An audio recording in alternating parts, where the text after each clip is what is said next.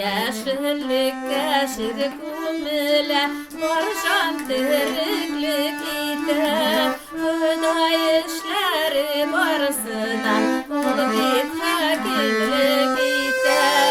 Hüday işleri barısıdan ulu bit hakimlik ite Hüday'ın kudretin kurip canım şunday kuana Kulmininde danış hizmetinde kuana Kulmininde danış